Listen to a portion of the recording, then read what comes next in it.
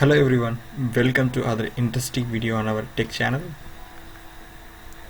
So in this video we are going to see how to create a subroutine and what is the difference between public subroutine and the private subroutine.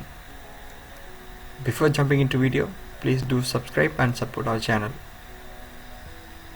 Let's dive in. Go to developer tab, click on Visual Basic, and you can insert a module,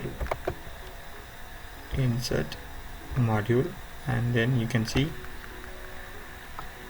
to create a public subroutine. You can see public sub, and you can give them module name whatever you want. I'm giving it as example.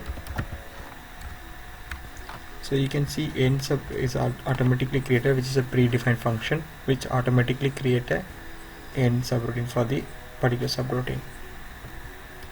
And the next one is on the private subroutine. Sub, I'm mentioning it as private example. So this is how we will create the subroutine and the public subroutine and the private subroutine.